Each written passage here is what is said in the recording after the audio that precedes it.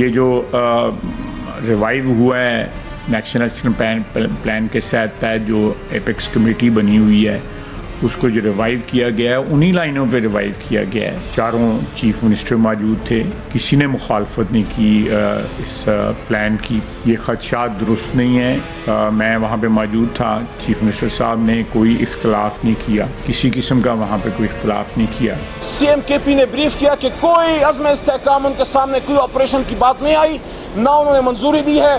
जो इमरान खान की पॉलिसी होगी वो खैबर पख्तूनख्वा की सूबाई हुकूमत की पॉलिसी होगी। हमारी खैबर पख्तूनख्वा की हुकूमत खैबर पख्तूनख्वा में कोई ऑपरेशन अवाम की मर्जी के बगैर नहीं होने देगी।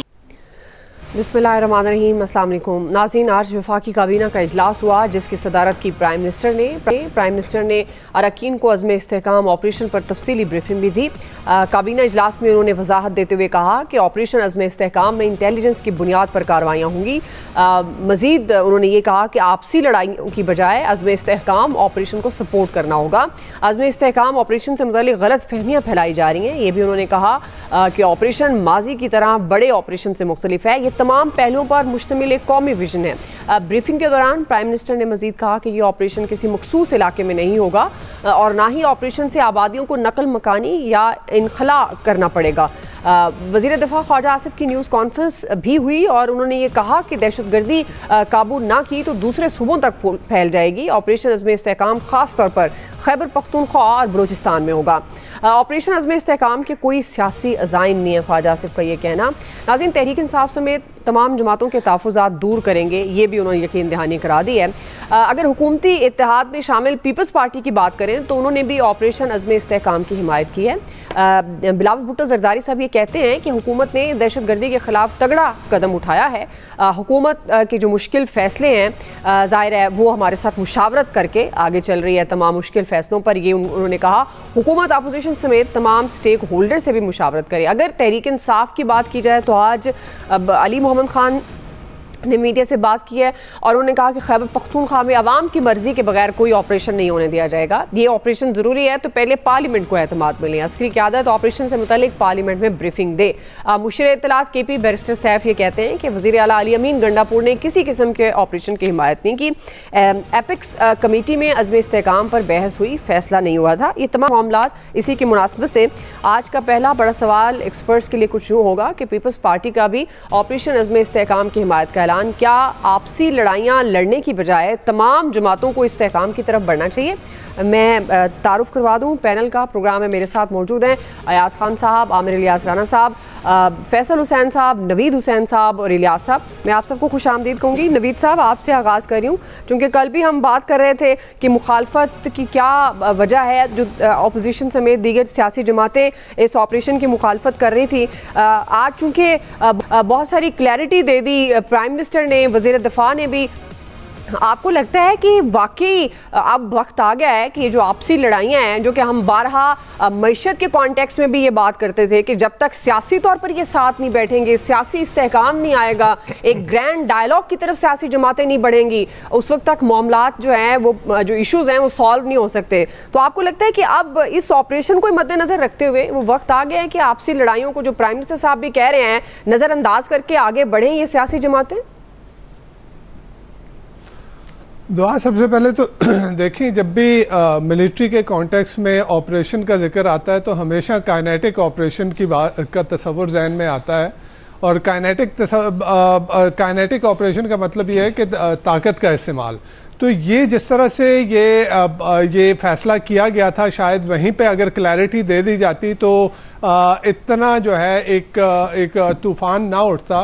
बिकॉज जब बात की गई ऑपरेशन की, नाम आया ऑपरेशन का, तो तस्वुर जहन में यही आया कि एक काइनेटिक ऑपरेशन होगा जो इससे पहले जितने दर्जनों जो है ऑपरेशन हो चुके हैं। और उसके नतीजे में देखिए, खैबर पख्तूनख्वा टेररिज्म से सबसे ज़्यादा इफ़ेक्ट होने वाला सूबा है। वहाँ के लोगों ने बहुत ज़्यादा कुर्बानियाँ दी हैं, वहाँ के लोग डिस्प्लेस हुए हैं। जितने ऑपरेशन हुए उसमें से मोस्टली जो ऑपरेशन थे वो खैबर पख्तूनख्वा में हुए। तो उन लोगों का और वहाँ की हुक्मरान जमात और वहाँ अपनी पॉलिटिकल बेस रखने वाली जमातों का उस पर तहफ़्फ़ुज़ात का इजहार करना ये बनता था।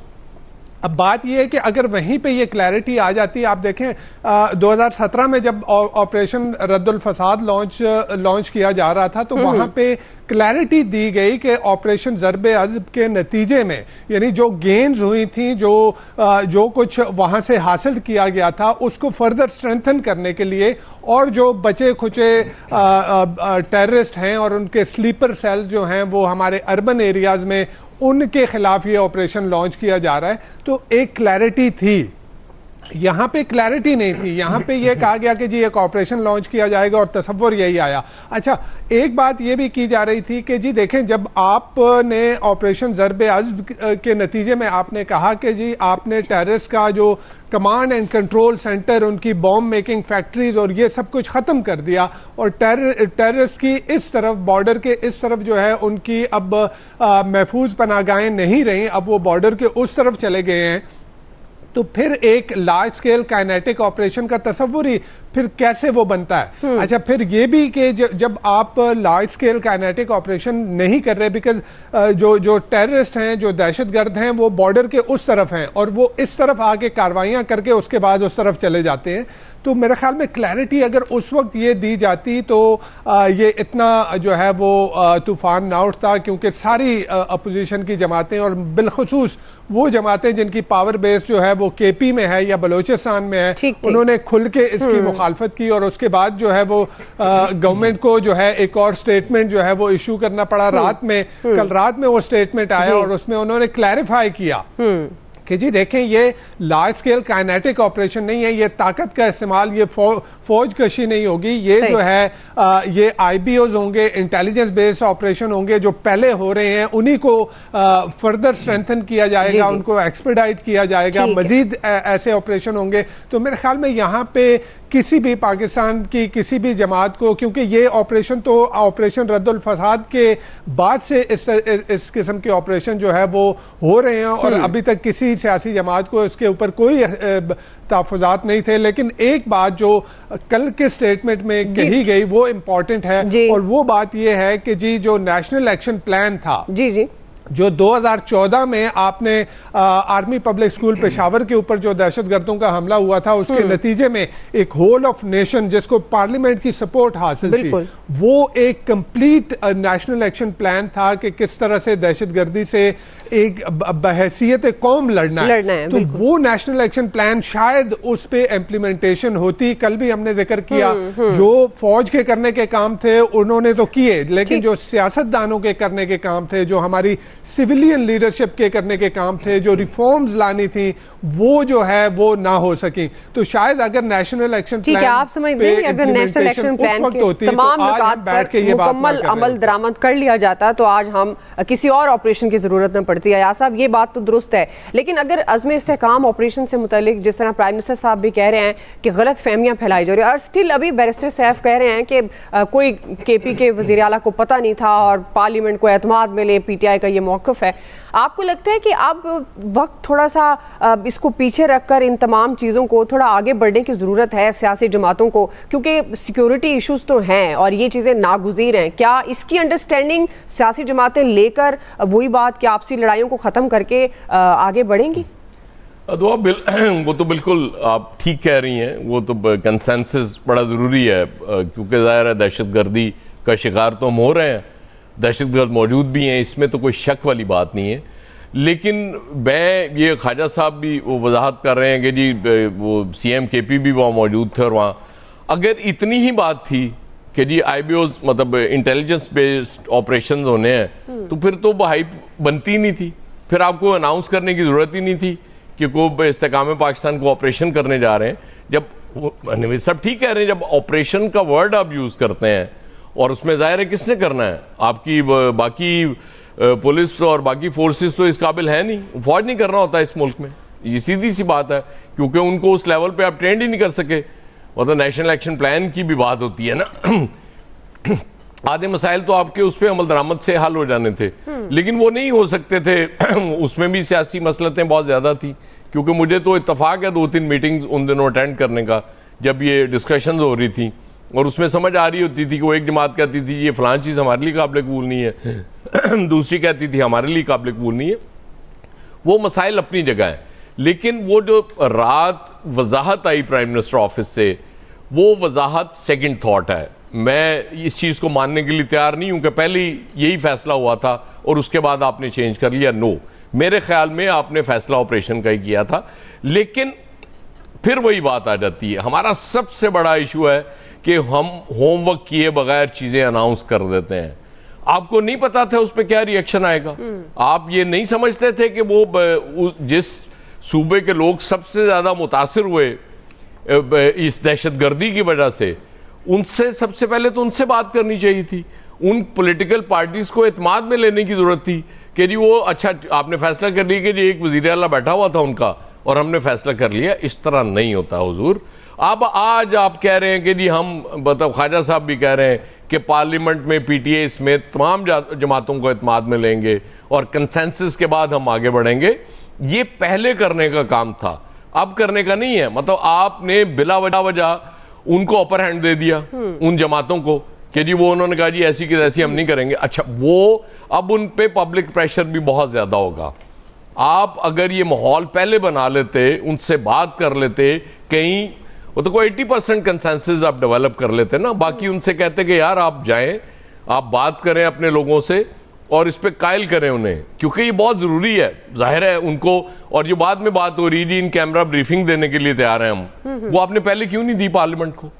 इन कैमरा ब्रीफिंग देने के बाद, एक कंसेंसस लेने के बाद, उसके बाद आप अनाउंस करते तो आज कोई इस पे प्रॉब्लम ही ना होता। लेकिन आपके तो चूंकि जाहिर है इख्तियार आपके पास है, इख्तियार आपके पास है, आप कहते हैं ये चूंकि हमने फैसला कर लिया है लिहाजा अब सबकी मजबूरी है इसको मानेंगे। इस तरह से नहीं चला करती। मैंने कल भी अर्ज किया था कि स्टेट की जो पॉलिसी है वो बड़ी क्लैरिटी होनी चाहिए उसमें। स्टेट्स पॉलिसी बनाती हैं, रोज रोज चेंज नहीं आती उनमें। सबको पता है दहशतगर्दी का खतरा है, दहशतगर्द मौजूद है, दहशतगर्द चले लाके बसा दिए गए, उनको खत्म भी करना है, लेकिन उसके लिए हुजूर कंसेंसस चाहिए। अब सोशल मीडिया बहुत खौफनाक हद तक फैल चुका है। मतलब इस पे अगर आप कहेंगे जी कि भाई ये सोशल मीडिया ने गड़बड़ की, नो, वहां मैंने कल भी अर्ज किया था लोग मुतासिर हुए हैं ऑपरेशन से, दहशतगर्दी से मुसलसल वो मुतासर हो रहे हैं। वो मतलब कौन इसकी मुखालफत करेगा जी आप दहशतगर्दों को खत्म करें, लेकिन इंटेलिजेंस बेस्ड ऑपरेशंस ऑलरेडी जारी हैं, इनको सिर्फ इंटेंसिफाई करने की जरूरत है और वहां के लोगों को साथ लेके चलने की जरूरत है। क्योंकि जब वो साथ देंगे उसके बाद आप देखिएगा वो आपको खुद बताएंगे कि ये बंदा आपका मुजरिम है, इसको यहां नहीं होना चाहिए। लेकिन अगर आइसोलेशन में आपको फैसला करेंगे तो जाहिर है वो उसका नतीजा यही होगा कि फिर आपको बाद में वजाहतें करना पड़ेगा। आमिर साहब, फिर इसका मतलब है अब जो वजाहतें अगर समझ लिया जाए, ये वजाहतें हैं जो अब कर रहे हैं, और ये बात तो है पहले आप प्लानिंग करते हैं और उसके बाद ही फिर प्रैक्टिकल की तरफ आते हैं, लेकिन यहाँ शायद पहले इन्होंने कर लिया कि इसको हम एग्जीक्यूट करने जा रहे हैं, बट प्लानिंग उस तरह से नहीं की कि लोगों को एतमाद में नहीं लिया जो इसके असल स्टेक होल्डर्स हैं। तो आपको लगता है कि ये फिर कहीं ना कहीं ये कोताही हुकूमत से हुई है, तो अब इसको नज़रअंदाज करके सियासी जमातें साथ चलेंगी इनके? अयाज साहब ने एंड का लफ्ज़ बोला, मैं कहता हूँ एंड सब के पखे में है और डिजिटल दहशतगर्दों के खुन्ने सेके जाएंगे, इसमें कोई शुबा रहना नहीं चाहिए। नए कानून आएंगे और ये बहुत सारों की तबीयत साफ़ होनी है, इसके बगैर काम चलना भी नहीं है। और कल भी ख्वाजा आसिफ और लॉ मिनिस्टर तारड़ साहब दोनों ने ये बात कही थी कि हम पार्लियामेंट को एतमाद में लेंगे। आज नहीं कही बात, ये कल दोनों ने असम्बली में कही थी। और जहाँ तक बात है उसकी लफ्ज़ ऑपरेशन नहीं था और अज़्म इस्तेकाम मौजूद था, ये तो उन्होंने भी माना। खुद केपी के जो गंडापुर साहब हैं वज़ीर आला, उन्होंने अडयाला जेल में इमरान खान से मुलाकात के बाद बात कही थी।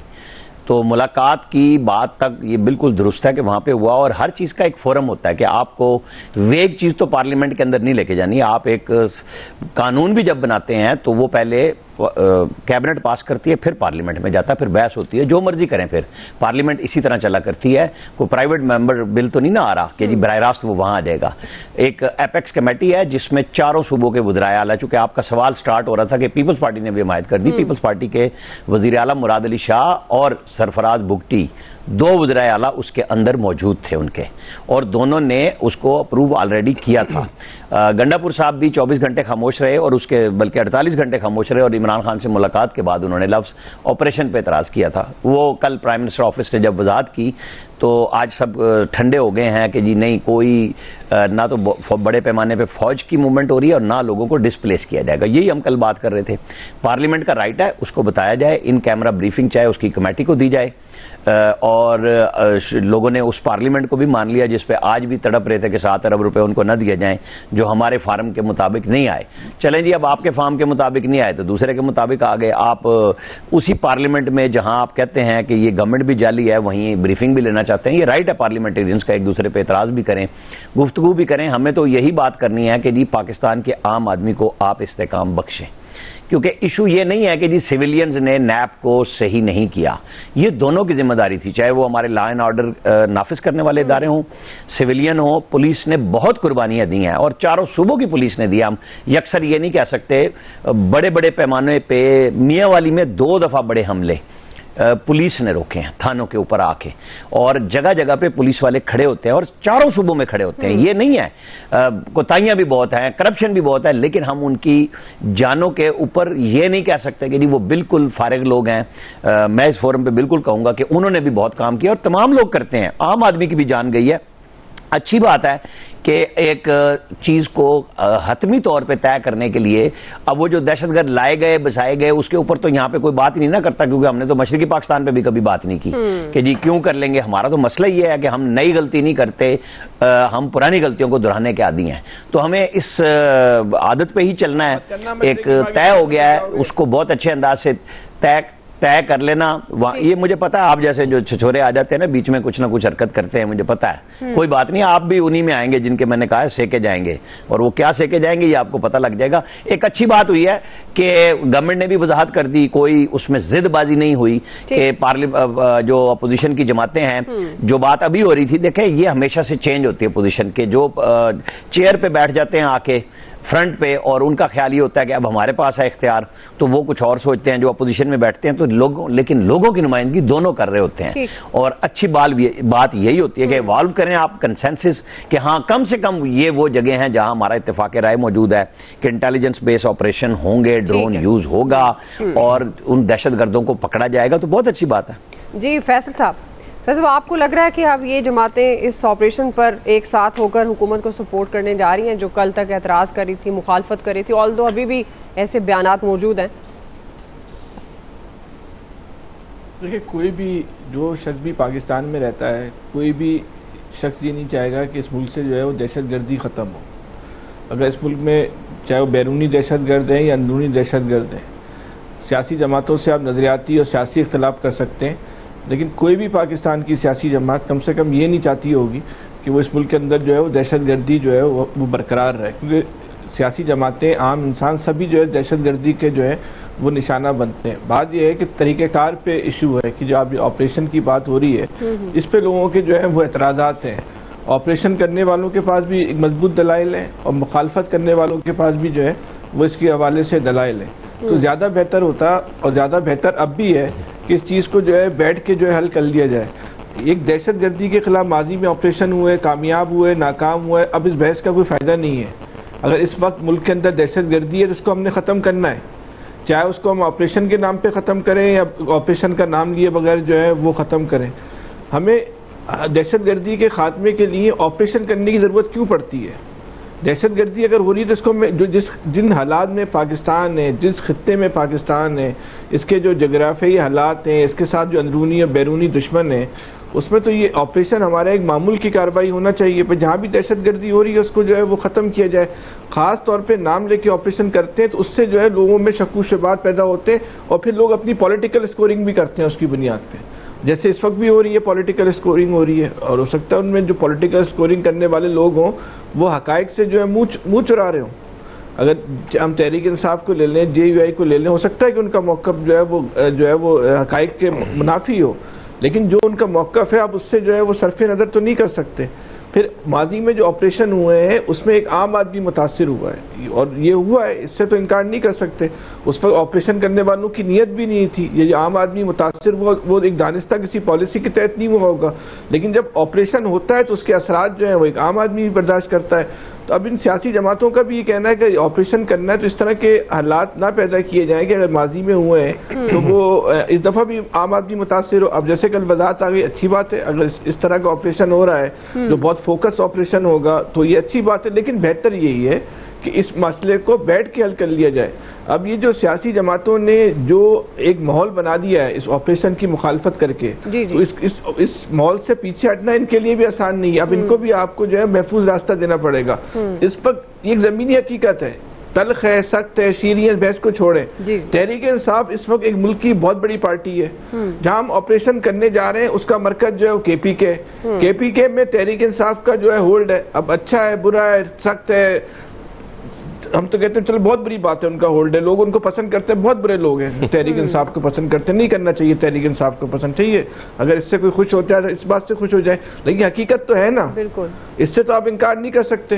आप उस चीज का फैसला अगर आप अमीन गंडापुर की सतह पे करना चाहते हैं तो भाई नहीं करें, ये मुमकिन नहीं है। ये फैसला पार्टी की लीडरशिप नहीं करना है कि वहां पे ऑपरेशन होना चाहिए या नहीं होना चाहिए, और क्यों तहरीक इंसाफ मुखालफत करेगी। तहरीक इंसाफ उस वहां दहशतगर्दी से तहरीक इंसाफ भी मुतासिर हो रही होगी, उसके वोटर भी मुतासिर हो रहे होंगे, वहां पे अमनो अमान की सूरत हाल भी जो अगर खराब हो रही है उससे हुकूमत की कारकर्दगी भी वहां पे KPK की है वो भी मुतासिर हो रही होगी।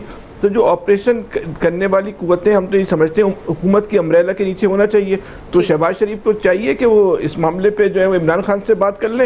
इतना हसास मामला है, इतनी तशवीशनाक सूरत हाल है, एक इलाके पे इतनी दहशतगर्दी का अगर कंट्रोल है, दहशतगर्दों की असर अंगेजी बढ़ रही है, तो अगर वो एक इमरान खान से बात करके वो असर अंगेजी दहशतगर्दी की खत्म हो सकती है और एक मौसर नतीजा खेस और कामयाब ऑपरेशन हो सकता है, तो हुकूमत को इस पे अपनी अना का मसला नहीं बनाना चाहिए। क्यों इसमें आप इतनी सी बात पे अन्ना का मसला बना रहे हैं। एक आखिरी बात, वो जो आमिर साहब जो कह रहे हैं ना सेके जाएंगे, फला की जाएंगे, लोगों को ना धमकियों की नहीं बात करें, मोहब्बत से बात करें, प्यार की बात करें। धमकियां देखिए, आपने देख लिया 2 साल से क्या हुआ, कोई नतीजा नहीं निकला।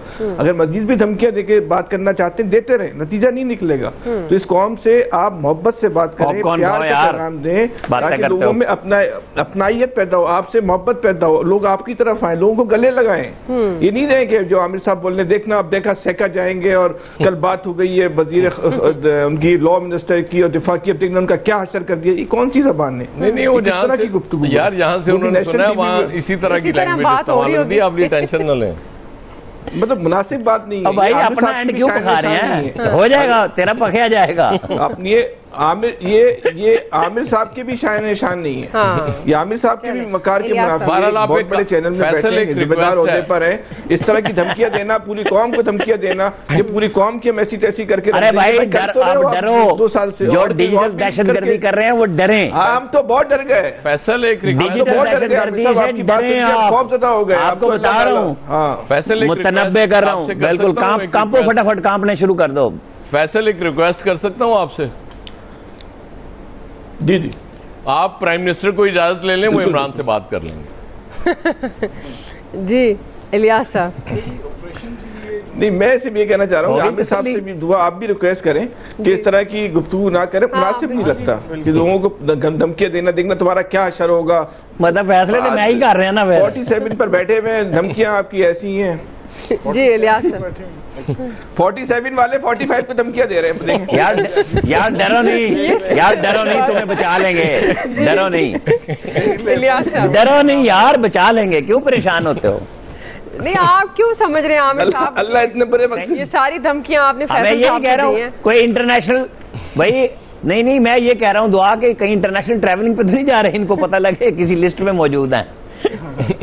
जी इलियास साहब, देखिए जी, ऑपरेशन के लिए जो बिल्कुल ऑपरेशन होना चाहिए, जैसी सूरत हाल है, लॉ एंड ऑर्डर की सिचुएशन ये देखनी होती है, क्योंकि बाहर से इन्वेस्टमेंट आनी है, कई काम होते हैं। आगे देख लें, आपकी पॉलिटिकल सिचुएशन ठीक नहीं है तो आपके देखें लोन लेते भी रिस्क होने की वजह से आपसे कड़ी शराइत मनवा रहे हैं। वो लॉ एंड ऑर्डर की सिचुएशन ठीक नहीं होगी तो तब भी ये करेंगे। तो इसलिए ऑपरेशन कर रहे हैं तो उसका बिल्कुल ठीक है तरीकाकार पॉलिटिकल गवर्नमेंट को चाहिए था कि तमाम सियासी जमातों को बिठा के एक पेज पर ला के और उनको उस तरह बताते, ब्रीफिंग देते पार्लियामेंट में, उनको लेके आते इस तरह। लेकिन ठीक है, ये अभी अगर नहीं कर रहे तो बाद में कर लें, जैसे उन्होंने कहा कि कर लें, लेकिन इसको जैसा तरीकाकार है उसको होना चाहिए। लेकिन जो है ऑपरेशन, ये कहते हैं कि नहीं होगा, ऑपरेशन होगा, इंटेलिजेंस बेस्ड ऑपरेशन है, और इस ऑपरेशन को जो किया जाएगा उसके में जो तरीकाकार है, उसमें जो भी दहशतगर्दी जिन इलाकों में हो रही है उस जगह पर करेंगे।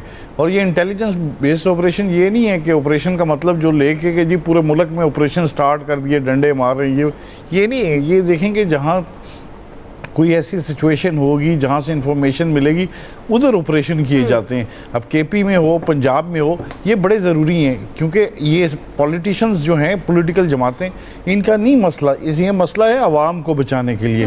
ये पॉलिटिशियन नहीं कभी आते, कभी मसला होता है, कोई ऐसी खुदा न खास्ता वाक़या होता है तो ये नहीं आते, अवाम, गरीब अवाम मारे जाते हैं। जो रास्ते में राहगीर, जिस तरह के पहले आपने देखा कि जिस तरह तकरीबकारी होती थी, जिस तरह बम धमाके या दहशतगर्दी के वाक़यात होते थे, उसमें आम आदमी मारा जाता है जिसको पता भी नहीं होता कि क्या वो गुजर रहता था।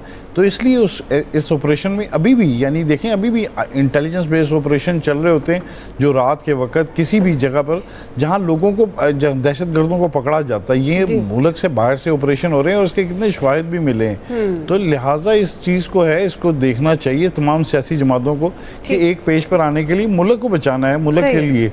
ये कह रहे हैं कि नहीं होगे तो मुल्क में ऑपरेशन हर वक्त जैसे होते हैं, क्योंकि जब कोई चीज़ मिलती है, पता चलता है, तो उसके लिए सारा चीज़ें ये की जाती हैं। तो आप देख लें, इससे पहले भी काफ़ी यानी कि इंफॉर्मेशंस आती हैं, उसके हिसाब से सारा काम किया जाता है। तो ये नहीं है कि मार कुटाई शुरू हो जाएगी, ये इस तरह हो जाएगी। ये पॉलिटिकल सिस्टम है, इसमें जमहूरी हुकूमत जो जिस तरह भी है 45 या 47 वाली हुई है, लेकिन इसमें जो सिस्टम है इसको चलना पड़ेगा। इसको चलाने के लिए इनको सबको ये बात माननी पड़ेगी कि जी ऑपरेशन करना है, और बिल्कुल जिस तरह पहले ऑपरेशन हुए उससे हट के जिस तरह भी है, जिस चीज़ की ज़रूरत होगी उसके मुताबिक होगा। ये ऐसे नहीं है कि जी जिस तरह की भी बात हो रही है, अगर वह कर रही है पाकिस्तान तहरीक इंसाफ, तो जाहिर है उसमें भी ये मामला तय हो सकते हैं। बहरहाल हुकूमत को सपोर्ट करेंगी ये तमाम सियासी जमातें एक होकर, आपसी लड़ाइयों को फरामोश करके हुकूमत के साथ इस ऑपरेशन में। एक्सपर्ट्स क्या कहा आपने वो जान लिया। अभी हम एक क्विकली ब्रेक ले रहे हैं जी, ब्रेक से वापस आएंगे। दूसरा बड़ा सवाल, नैब को खत्म करें, बड़ा मुतालबा आया जी पीपल्स पार्टी का। बजट पर राजी पीपल्स पार्टी की शराइत अवाम के लिए या अपने मफादात के लिए, इस पर हम बात कर रहे हैं ब्रेक के बाद। हम सब जानते हैं कि नैब और पाकिस्तान की मीशत साथ साथ नहीं चल सकती, और जो बिजनेसमैन है वो तो बड़े डरपोक होते हैं जनाब स्पीकर, वो तो भाग जाते हैं। तो ये हम सब की मंशूर में मौजूद है, मेरा तो कब से, आजकल तो आपके मंशूर में भी है कि हमने नैब को खत्म करना है। कि जो नैब के सबसे बड़े हामी थे वो भी शायद आजकल इस कदम को सपोर्ट करें। कितने दफे हमारे बड़े बड़े सियासतदानों को उन्हीं जेल्स में जाना पड़ेगा और फिर उधर ही से बाइज्जत बरी होके इधर आके बैठना पड़ेगा, जब तक हम ये फैसला करें कि हम एक दूसरे की इतना इज्जत करते हैं कि हम सियासत भी करेंगे, सियासी इख्तलाफ भी करेंगे, मगर एक दूसरे को जेल भेजने की जरूरत नहीं है। अपने नाज़रीन, पीपल्स पार्टी बजट के मामले पर हुकूमत का साथ देने के लिए तैयार हो गई। आज बिलावल भुट्टो की सदारत पीपल्स पार्टी की पार्लिमानी पार्टी का इजलास हुआ, जिसमें बजट की मंजूरी के लिए हुकूमत की हिमायत का फैसला हो गया है। कौमी असम्बली में इज़हार ख्याल करते हुए बिलावल भुट्टो ने यह कहा कि जब पीपल्स पार्टी ने हुकूमत की हिमायत की तो एक मुआहदा किया जिसके तहत हुकूमत को बजट और PSDP हमारे साथ मिलकर बनाना था, मगर इस पर अमल नहीं हुआ। मिलकर बजट बनाते तो अच्छा होता। हुकूमत को बजट पर अपोजिशन से भी बात करके उनकी तजवीज़ देनी चाहिए थी। चेयरमैन पीपल्स पार्टी का मजीद ये कहना था कि नैब और पाकिस्तान की मैशत एक साथ नहीं चल सकते। ब्यूरोक्रेट नैब की वजह से काम नहीं करना चाहता, हमने नैब को ख़त्म करना है। चेयरमैन पीपल्स पार्टी ने यह भी कहा कि अवाम को फिक्र नहीं कौन जेल में था, कौन है, कौन जेल जाएगा, अवाम को सिर्फ रोटी कपड़ा और मकान की फिक्र है। प्राइम मिनिस्टर कहते हैं कि मुल्क मौशी इस्तेहकाम की जानिब तेज़ी से बढ़ रहा है, अशराफी और वसाइल का इस्तेहसाल करने वालों की मराद ख़त्म करेंगे। रहनुमा पीपल्स पार्टी नवीद कंवर कहते हैं कि बजट को वोट न करने से हुकूमत पर अदम एतमाद होगा, हम मुल्क में कतई तौर पर अदम इस्तेहकाम नहीं होने देंगे। हुकूमत ने हमारी शिकायत दूर करने की यकीन दहानी कराई है। इसी मुनासबत से हमारा दूसरा बड़ा सवाल, आमिर साहब आपसे आगाज़ कर रही हूँ, आपके ख्याल में ये जो बजट पर राज़ी हुई, उससे पहले जब मुज़ाकरात का दौर भी चल रहा था, बातचीत हो रही थी हुकूमत और पीपल्स पार्टी के दरमियान। अब ये नैब को ख़त्म करें, एक बड़ा मुतालबा सामने आ गया। इसके अलावा भी उन्होंने कुछ तहफ़्फ़ुज़ात का इजहार किया। आपको लगता है कि ये शराइत महज अपने मफादात के लिए पाकिस्तान पीपल्स पार्टी की थी, या आपको लगता है कि वाकई वो जो रोटी कपड़ा मकान की बात करते थे वो यही चाहते हैं कि बजट साथ मिलकर बनता, रोटी कपड़ा मकान के लिए आम आवाम के लिए फाइट कर सकते? नहीं, हम आवाम तो बेचारे पागल ही हैं ना, सबके लिए। ये रोटी कपड़ा और मकान वो अपने लिए बात कर रहे होते हैं, अपने पार्लियामेंटेरियंस के लिए कर रहे होते हैं। वो आवाम का तो नाम होता है ना उसके अंदर, ये सबको पता है। जब पीपल्स पार्टी की नाराज़गी का हुआ था, मैं तो पहले दिन से कह रहा था कि इसमें कुछ भी नहीं होने का, ये इसी तरह करेंगे। और इतने बहादुर हैं तो ये पीटीआई को तैयार करें कि हम दोनों मिल के बजट के खिलाफ वोट देते हैं, बात खत्म, हुकूमत ही चली जाएगी। ना ये काम पीटीआई करेगी, मैं आपको बता रहा हूँ। ये बातें हैं, अभी कटौती की तहरीकें हुई हैं, आधी से ज़्यादा वो वापस ले लेंगे, फिर 2-3 दिन की जो बहस है वो होती रहेगी और बजट ने 29 को पास हो जाना है। अब आ जाएं आप नैब के ऊपर। देखें, नैब के ऊपर एक तो सुप्रीम कोर्ट की जजमेंट रिजर्व हो चुकी हुई है, वो जब भी आएगी, जो मतलब मैं ये तो नहीं कह सकता कि क्या है, लेकिन नैब ने उस सूरत में बहाल होना है जो पीडीएम ने नया कानून बनाया था, क्योंकि अदालत बार बार कहती है कि पार्लियामेंट के कानून को हम नहीं छेड़ते। ऑर्डिनेंस पे बिल्कुल उनके एतराज़ात मौजूद होते हैं, तो पार्लियामेंट का कानून तकरीबन नैब के नाखून पहले ही निकाल चुका है, जिसको ख़त्म कर दिया था उमर अता बंदयाल साहब ने जाते हुए। और अब उसके ऊपर जो रिव्यू लगा और वो फैसला बड़े बेंच ने मज़ीद करना था और वो महफूज हो गया। देखें, नज़ीर भट्ट इस वक्त जो जनरल हैं, इसके चेयरमैन नैब हैं, उन्होंने बहुत कुछ खुद भी किया कि जो गलत केस किए उस पर माफ़ियाँ भी मांगी, लोगों से मिल भी रहे हैं। अभी हमारे यहाँ ही खबर थी लाहौर से एक साथी की कि वहाँ सिविल सेक्रेटेरिएट में एक ऑफिस भी बना दिया गया है कि जी किसी भी इंक्वायरी के इनिशिएट करने से पहले वहाँ बातचीत की जाएगी, केसेस को देखा जाएगा, जो कि असल बात होनी भी इस तरह चाहिए कि आप अगर केस बना रहे हैं तो पहले सिर्फ लोगों को डराएं नहीं, धमकाएं नहीं, आप चीजें लेके आएं। वो जो हमारे भाई डर गए थे ना पिछले सेगमेंट में, वो डिजिटल दहशतगर्दी पे मैंने कहा था, वहाँ डिजिटल दहशतगर्दी रिकॉर्ड पे मौजूद होती है, वो कोई छुप के नहीं हो रही होती, आप सोशल मीडिया पे करते हैं, उसके नतीजे में नए कवानीन आने हैं, तो वो आप छुपा ही नहीं सकेंगे। जब आपने काम ही खुद किया होगा तो किसी को गवाही और सबूत की जरूरत नहीं होगी, आपने किया होगा, कानून मौजूद होगा, आप पकड़े जाएंगे। आपने नहीं किया, आपको कुछ भी नहीं कहेंगे, डरने की क्या बात है। इसी तरह नैब हो या कोई भी कानून, जो बिलावल भुट्टो कह रहे हैं, जो बात शायद खाकान अब्बासी कह रहे हैं, हालांकि ये नैब खत्म करने का उनको टास्क दिया गया था जब वो वजीर आजम थे। आज जो उनकी नाराजगी है वो ये है कि मुझे दूसरी दफा वजीर आजम नहीं बनाया गया।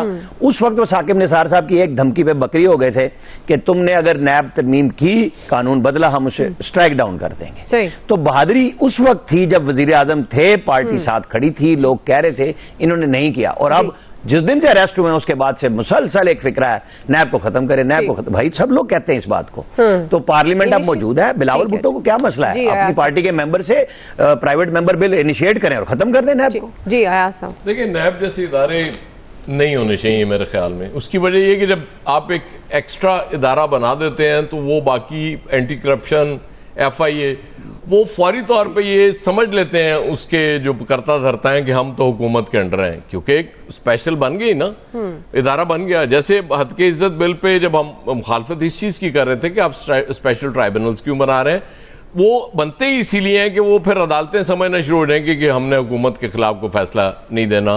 मतलब ये कोई तरीका नहीं है।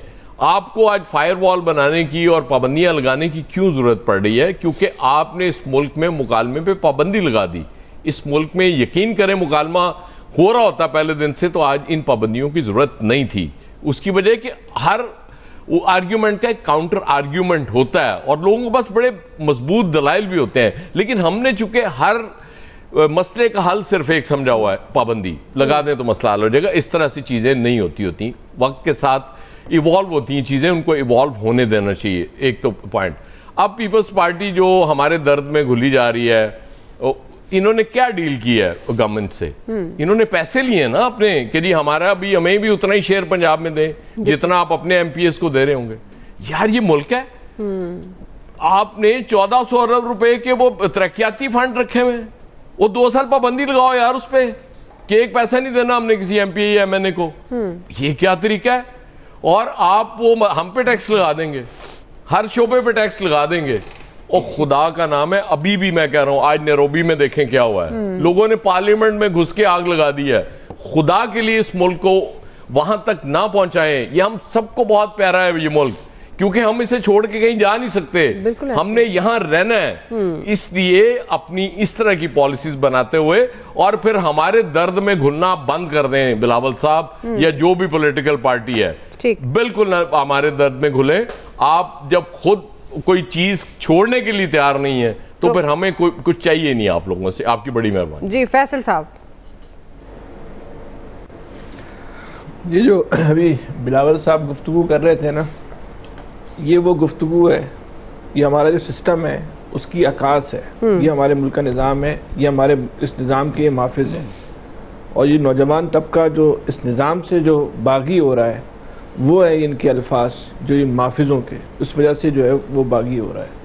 ये 80 की दहाई नहीं है, ये हमारे मुल्क की जो लीडरशिप है, सियासी लीडरशिप और गैर सियासी लीडरशिप, उसको ये समझना होगा कि इस वक्त हम 80 की दहाई में नहीं रह रहे। इस वक्त इस मुल्क का जो सबसे बड़ा एक अलमिया है ना, इस मुल्क का नौजवान तो अगली सदी में जा चुका है, लेकिन हमारी जो लीडरशिप है अभी तक 80 की दहाई में वो है जिंदा है, उससे वो भारी नहीं आ सकी।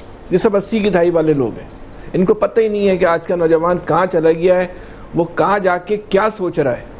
जो नौजवानों के जहन तक, आम आदमी के जहन तक इनकी जो रसाई ख़त्म हो गई है, वो है इस मुल्क का सबसे बड़ा अलमिया। ये समझने को तैयार ही नहीं है, बस पाबंदियां लगा दो, ये कर दो, फायरवॉल फला टिम। क्या होगा फायरवॉल से, पाबंदियों से? जहनों पे भी पाबंदी लगा देंगे, ख्याल आने पे भी पाबंदी लगा देंगे। जो लोग अगर अपनी भड़ास निकाल लेते हैं किसी प्लेटफार्म पर, उसको चले आप रोक लेंगे, लेकिन जो इंसान के जहन के अंदर ख्याल पैदा हो रहा है, उस ख्याल पैदा होने वाले ख्याल पे कैसे पाबंदी लगाएंगे आप? जो आम आदमी का जहन जो इंतशार का शिकार हो रहा है, उस पर कैसे पाबंदी लगाएंगे? इंसानी जहन के लिए कौन सी आप फायरबॉल लेकर आएंगे?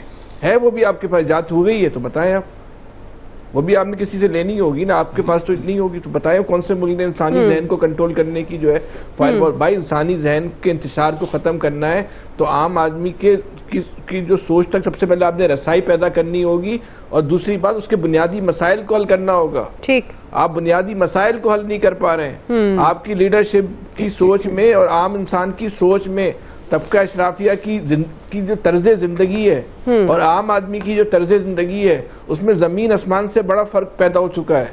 इस फर्क को खत्म करें, जरूरत नहीं पड़ेगी आपको किसी फायरवॉल की।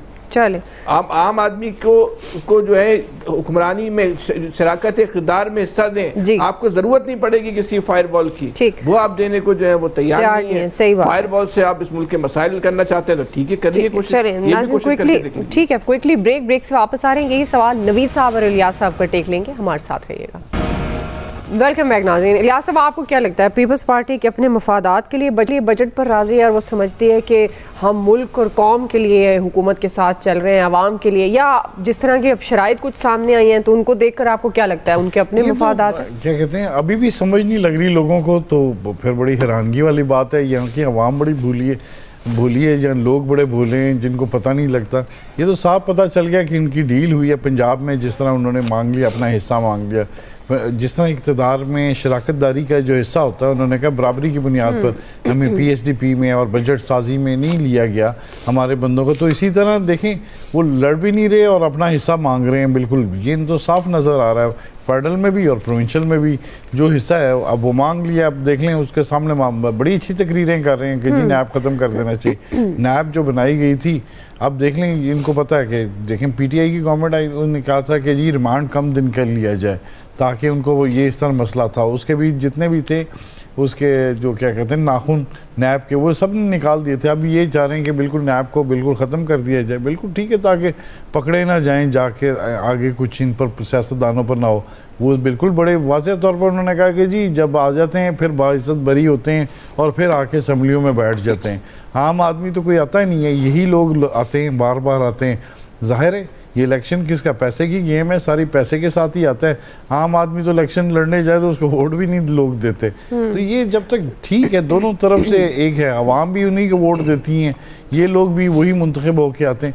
तो ये सिस्टम सारा ये है, इसमें साफ वाज़ेह हुआ है कि पीपल्स पार्टी नून लीग की जो आपस में शराकत दारी इक़्तिदार में, उसमें ये साथ में बजट में भी हिस्सा साजी है कि इनको भी डेवलपमेंट में हिस्सा मिलेगा, इसी तरह नून लीग को सिंध में मिलेगा। तो ये जाहिर है सारी चीज़ें क्लियर हो गई कि इन्होंने अपना जो एक था इसमें अवाम का कहाँ से जिक्र आ गया, अवाम को कहाँ मिलेगा। अवाम पर जो पैसे लगते हैं बस अवाम को बताया जाता है आपके हक के लिए एक तख्ती लग जाती है कि आपके लिए सड़क बन गई है कि आप शर्मिंदा ना हो, आप यहाँ आप लोगों के लिए बहुत काम हो गया। तो ये ठीक है, जॉब्स भी अब आ रही हैं तो जॉब सिर्फ अपने बंदों को दिए जाती हैं। ठीक है, ये सिस्टम ऐसे ही चलता रहेगा इस मुल्क में। नवीद साहब दुआ देखिए पाकिस्तानी सियासत में कोई उसूल है ना, कोई कायदा है ना, कोई नज़रिया है। एक ही चीज़ जो है वो इनका मकसद होती है, वो अपने मफादात का तहफ़्फ़ुज़ और अपने मफादात की बढ़ोतरी। आप देखें पीपल्स पार्टी बिलावल भुट्टो जरदारी ने बड़ी अच्छी इलेक्शन कैंपेन की थी और उनकी इलेक्शन कैंपेन जो थी वो सारी डायरेक्टेड टुवर्ड्स PMLN थी उसमें, बिकॉज PTI तो वो तो मैदान में थी ही नहीं। और जिस तरह से जो बातें कही गई, अब एक तरफ ये देखें कि पीपल्स पार्टी जो अपने आप को बाएं बाजू की जमात कहती है, दूसरी तरफ PMLN जो राइट सेंट्रिस्ट जमात है, दो नजरिए, दो मुख्तलिफ नजरिए वो आके एक जगह इकट्ठे हो गए। कहाँ पे होता है दुनिया में? तो वो बेसिकली मफादात की उनकी सियासत है, वो अपने मफादात के लिए जो कुछ इकट्ठे भी हो जाते हैं, अपने मफादात के लिए एक दूसरे को गिरबान से भी पकड़ते हैं, फिर उनको खींचते भी हैं, फिर एक दूसरे की जो है ना वो इज्जतों को भी तार तार करते हैं। अब यहाँ पे ये कहा जाता है कि जी नैब को ख़त्म कर दो, इस इदारे को ख़त्म कर दो, उस इदारे को ख़त्म कर दो। क्यों नहीं इस पे कंसेंसस किया जाता कि जी नैब का जो गलत इस्तेमाल हुआ वो पीपल्स पार्टी ने किया, वो नून लीग ने किया, वो PTI ने किया, क्या पाकिस्तान से करप्शन ख़त्म हो गई? आज भी आप अगर देखें पाकिस्तान का नंबर जो करप्शन परसेप्शन इंडेक्स पे है वो 133वें नंबर पे है 180 ममालिक में से। तो क्या पाकिस्तान में करप्शन ख़त्म हो गई कि जी आप नैब को ख़त्म कर लें? नैब इनके ऊपर हाथ डाले तो जो है वो नैब को ख़त्म कर दें, अदालतें फैसले देने, ठीक फैसले देने शुरू कर दें तो उनके खिलाफ जो है आप महाजाराई शुरू कर दें, आप जो है वो प्रेस कॉन्फ्रेंसेस करके उनकी इज्जतें उछालना शुरू कर दें। तो इस तरह से नहीं होता। अगर हमने बहैसियत स्टेट, बहैसियत रियासत एक जो है ना एक महज़ब रियासत के तौर पर हमने अगर आगे बढ़ना है तो हमें इदारों को मजबूत करना है। ये नहीं है कि इदारा हमारी मर्जी के खिलाफ है उस इदारे को खत्म कर दें, बैठ के ये कहें कि इदारों का गलत इस्तेमाल जो है उसको खत्म किया जाए। जी क्विकली आमिर साहब क्लोजिंग की तरफ जा रही हूँ। जो नवीद साहब ने कहा ना तो इसका जवाब ये है कि शेर और बकरी एक ही घाट का पानी पी रहे हैं। सही है जी, अच्छी बात। चलें जी, वापस हो गया खत्म। आज के एक्सपर्ट से इतना ही। फीडबैक दीजिएगा। ख्याल रखिए। अल्लाह हाफ़िज़।